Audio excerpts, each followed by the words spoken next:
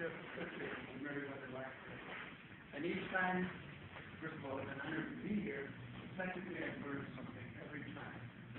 Mostly alcohol, speaking with you ladies and gentlemen, will tell me about the issues and concerns that are occurring in this community.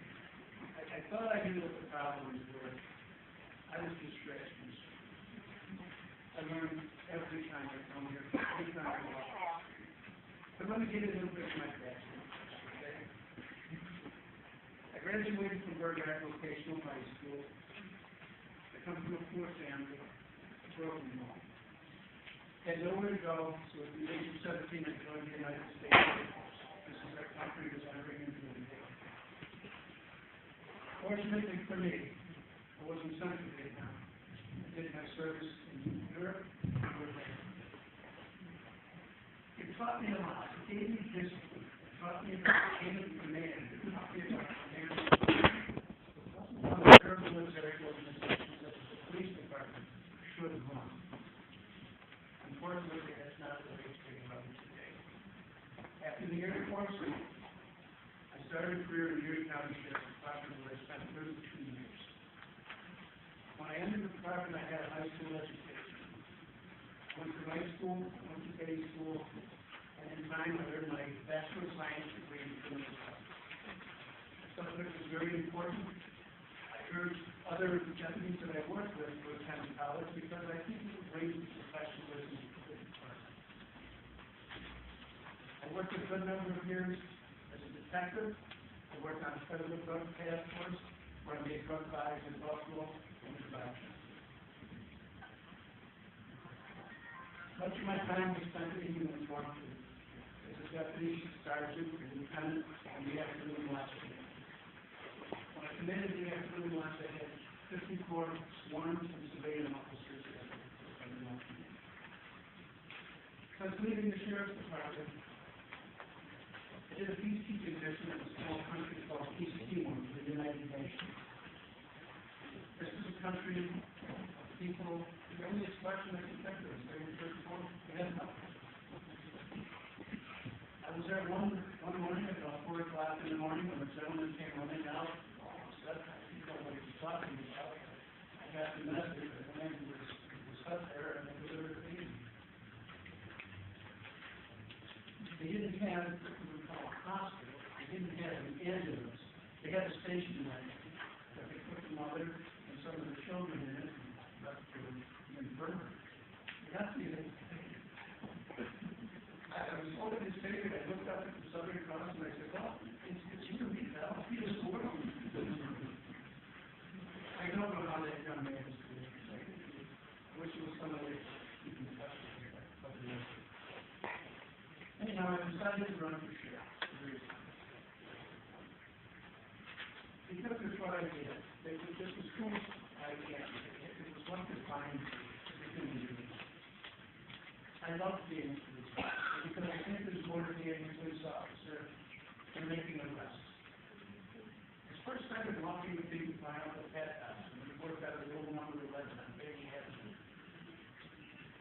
I was 15 years old. He was my idol. I walked down the street with him when he was on the knee. People would come up to him. And he said, I'm all the problems in the world. Just like standing there with that uniform and that badge and his hat, he had a respect. And when he was told, people listened to him. And I thought, oh my God, that's a rewarding profession to get into. And that's why I wanted to join the department. I want to go back to the department now because I want to lead it. We've all read the newspapers over the past 4, 6, 8 years. We know the problems that have occurred, especially in the holding center. The suicide, the escape. Someone told me not too long ago, oh, lucky folks, that was about 6 years ago. That's all that. I said, well, there was a state trooper that was assassinated. And then I followed rifle in the middle of the night, shot and killed one of our police officers. I said, you tell his family. They're grieving right now. Everybody's grieving for the loss. Their loved ones. That's all it means. No, it's not. There has been some improvements in the sheriff's department in the past year. And I laud these improvements. I think they're wonderful. But these are things that should have happened years ago, 5, 6 years ago. They shouldn't wait until just before an election. What they're doing now with the extended infirmary, giving the health issues, it's wonderful. They have a special reception area, a special holding area for our veterans who are coming back from 10 years of war. I think it's a wonderful thing. These are things that should have happened as I said years ago. I have some ideas. I have things that I want to do. I want to improve the diversity of your township.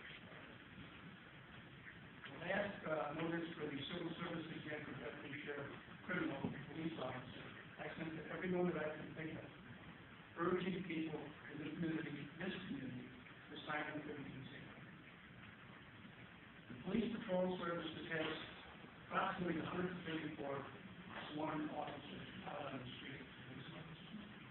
There's one of that. It's female. I'd like to do that. I think we should have more diversity. But we have to have people that take the exam. We have to have people that make $60 credit hours. I know that I wasn't able to go to college until I had an MBA. But there are a lot of young people out there now. Look at all the information who don't have that advantage.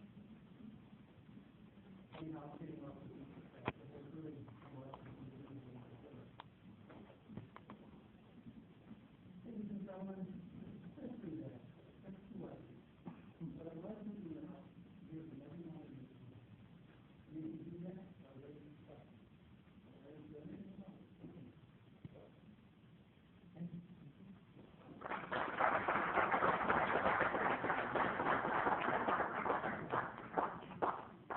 Thank you. I wanted to make sure, I think something just the school doesn't go back and vote.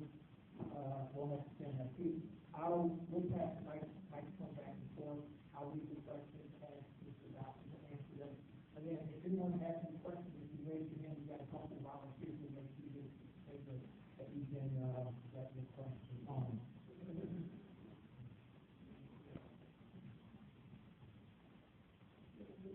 The first question that we have in our audience is, you provide a brief description of the share of the various counties, and please frame the answer in terms of your priorities if you were to be elected.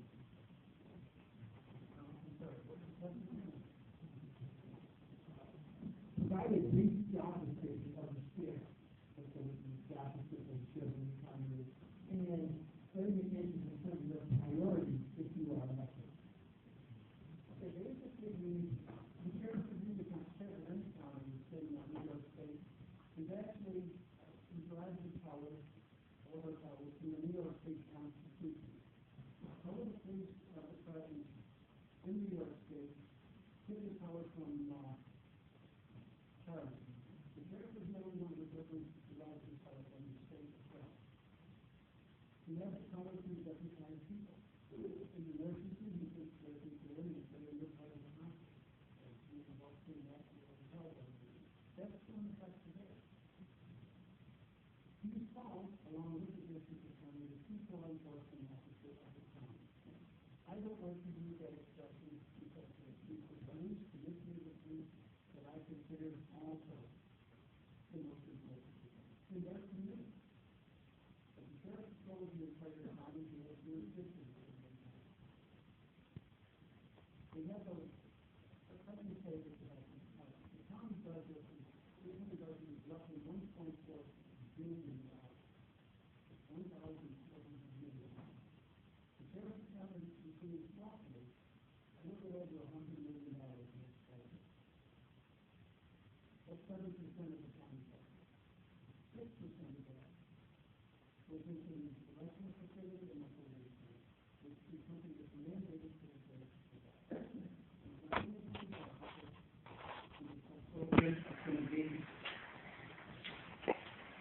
We receive people into the holding center who are charged with a crime. They're brought in by the local police departments. We hold them, until it's time for them to go to court.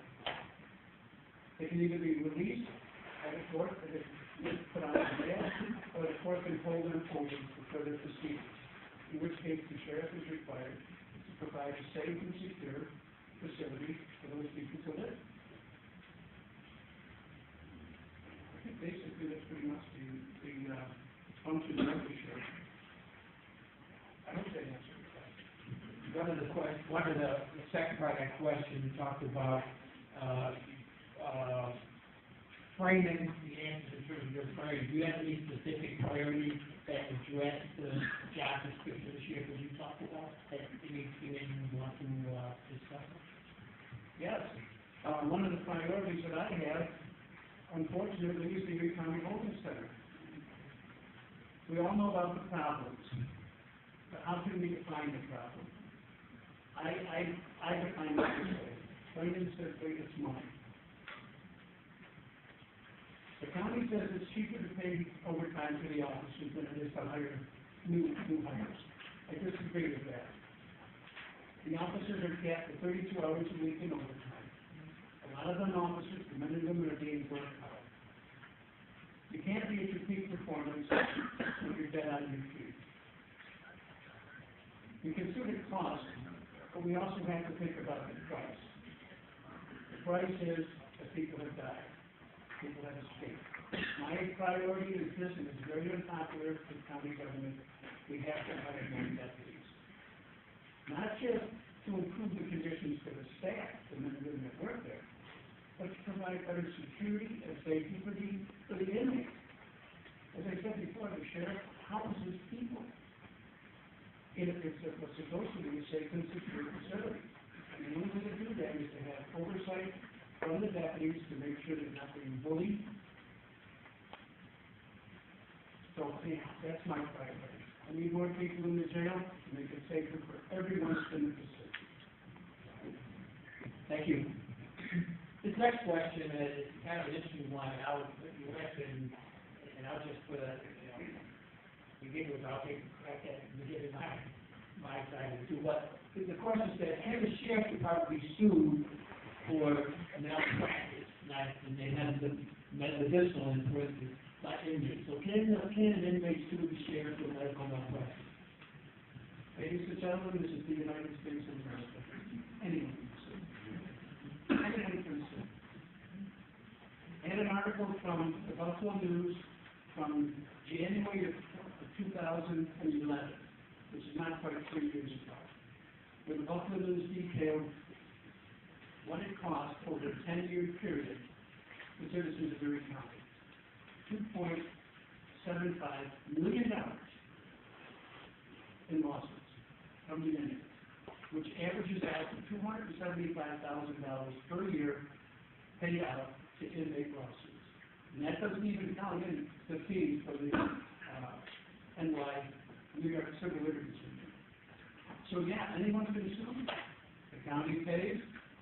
I don't know the particulars of the suits. I'm sure each one has its own individual merits, but there's a lot of money that goes out every year in lawsuits.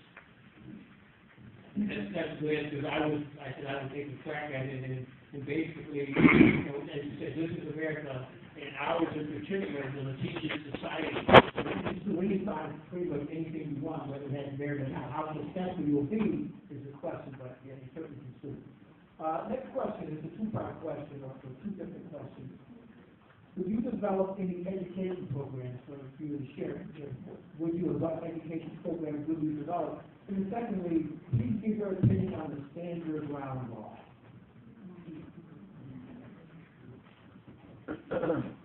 Education. For the holding center, the average stay is about 2 to 3 days. For the correctional facility, it can be sentenced up to 1 year. I think in 2 years, if we have two different sentences that run consecutively. So the education program basically would be pretty much confined to the correctional facility. There are educational programs in effect right now. I think they can be improved. If for no other reason, to keep the inmates occupied, to keep them busy, because the several times look for idle hands. Well, the second part of that is they do get an education, which makes them better to go back out into society. I mentioned a couple of months ago that I thought of a program where you could get student teachers from upstate, and they could conduct scenarios with different inmates, where one person would portray an employer, and the inmates would go in front of that person and videotape doing a mock interview for employment to give them a better idea of how to get a job when they got out. Basically, that's it. That's right. Oh, yes. Oh, boy. The standard ground. We're dealing with the state bank. The question specifically says standard ground.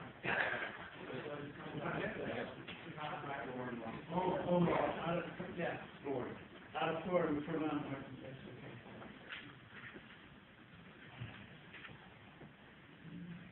That is an extremely difficult question to answer. As Americans, we have a right to defend ourselves.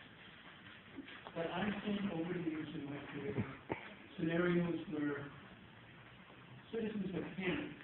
They thought they were being threatened, and it did not rise to the level of taking a life. Should a person stand their ground? My personal opinion is if there's any possible way to retreat, we should retreat.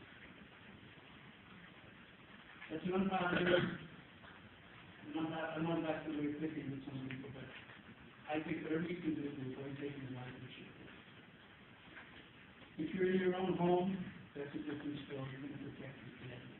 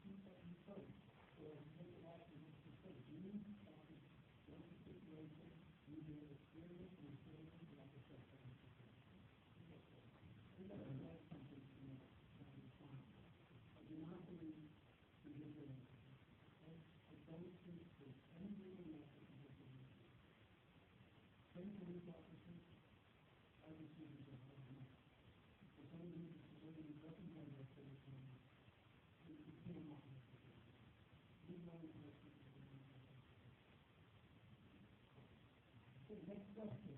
This is procedure downtown, I think about the home and permit. What do you do to try to do it? The things that they designed to prevent people from doing it.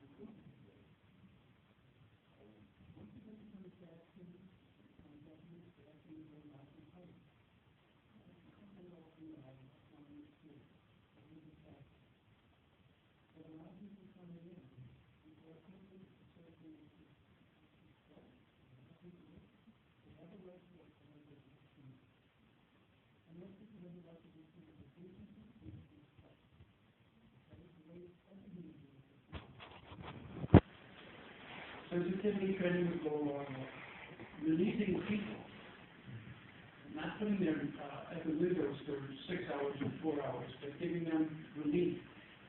Bring your data for the first hour and a half, take your data for the next hour, so they're not being overwhelmed. I think that's one way we could change the way people are treated coming into the facility. This is another one of those questions that whoever, I don't know who sent it in, but good question, excellent question. Buffalo is a city with one of the largest refugee populations. If there's a lack of diversity among patrol officers, what methods will you implement to break the language barrier so that refugees can feel more comfortable communicating with police officers? Again, reporting crime, domestic violence, etc. Very good question. The sheriff's department patrols predominantly in the unincorporated towns in the county, which is rural. We have two Native American reservations, Cadrocks and Tonawanda reservation, but there's not a language barrier there. Aside from a holding center where people are incarcerated, we don't really have a language barrier out where our police officers are. Again, it comes around to diversity. I'm definitely in favor of it. I know that years ago, the department had a program where we brought in people who were given special consideration for employment because they were Spanish speaking. And at the time, it was a good thing.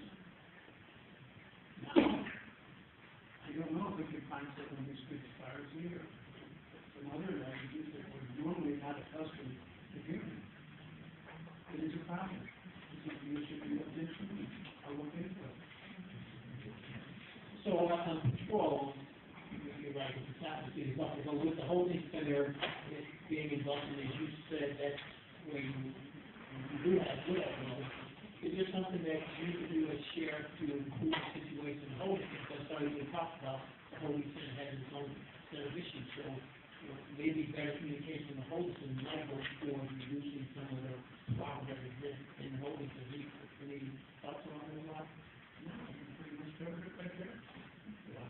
All right, let me ask you the next question. What are the rates or cost of phone use in the jail? I don't know. I haven't been in the holding center in a number of years. I don't know. But it has been reported to me that there are problems, possible abuse of the accounts, the inmates' accounts, on phone bills. It is something that I've said before, but I'll say it again tonight. I will look into it. And if there's something wrong, I'll correct it. And if there's a criminal action involved, I'll do what police need. I will look into it. This is a question that was specifically for Sheriff Howard, but since I didn't want to ask you, paraphrase this question and ask you, Mr. Garrison, okay? What are your thoughts regarding the state act? Do you think that if, as a sheriff, sworn sheriff, you be responsible for enforcing that act? Obviously, I can't put words into Sheriff Howard's mouth. I can't speak for him. I can tell you my sentiments on this. I said it before, over and over again. As a police officer, I swore an oath to uphold all of the laws of the state of New York. I will uphold all of the laws. It's as simple as that. My personal opinion of the law isn't what it really means. There's nothing in the Constitution that says, well, how do you feel about enforcing it? That's not there. Plain and simple, it dictates and will enforce the law. That's what I want. Very quickly, a situation I had when I was in special agent in charge of FBI here in Buffalo. We had a homicide involving a doctor, Dr. Barnett Slepian, who was killed because he provided abortions as part of his OBGYN practice. And one of the questions I had during that investigation quite often was, how do I feel about abortions? And my response was, it doesn't really matter in terms of my job, how I feel about abortions. I took an oath to enforce the laws of the United States, and as such, I have to enforce that law as much as I would be as vigilant in enforcing that law as I would be enforcing the right of a person who felt on either side of the divorce issue. So again, as a law enforcement officer, my feeling is if you're sworn to protect, uphold the law, you do that. If you don't like the law, you change it within the means that are available to you, or you quit the job if that's going against your moral standards.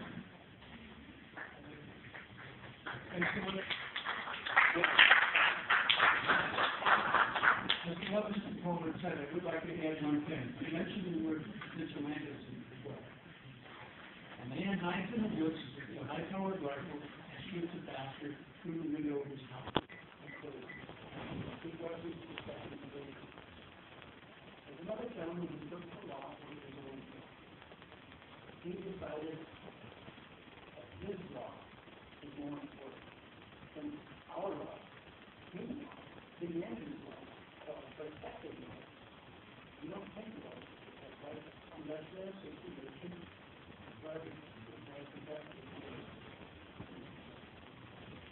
If you're voted in Erie County Sheriff, and you hire a chaplain at the Erie County Correctional Facility all in New York, I mean, volunteers there, and that's it for you. And, personally, when I spend time, revenue that.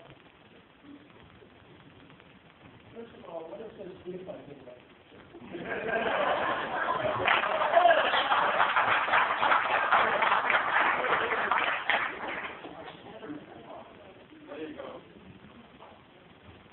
I have to look into that. I cannot comment, I will not comment that. But I will look into second, I will find priority, and where there's a need, I will do my best.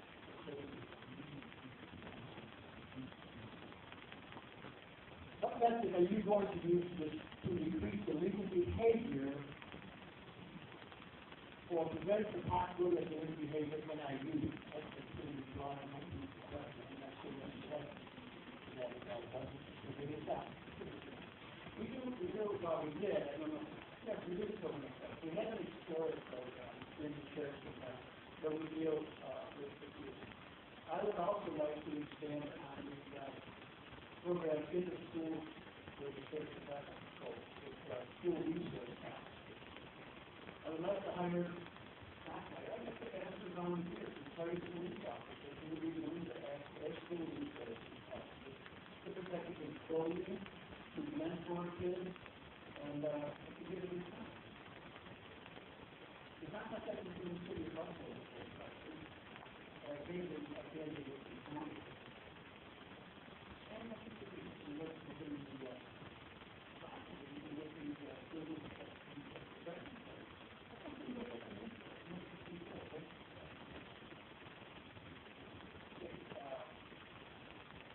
I belong to a group called Homicide Education and Safety Council. You said that's it again, I'm going to say, when you're going to dinner, but you support a group like this. I just thought you were doing something for us.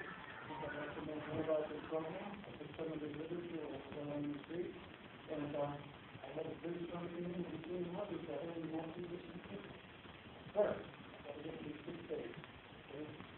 My schedule is very demanding to get up, so that we have to look at.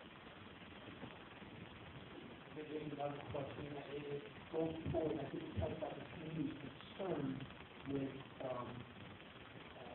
the sheriff's department responding to the entire community. Will you have an ombudsman chosen by the community as a liaison to the jail management and the community?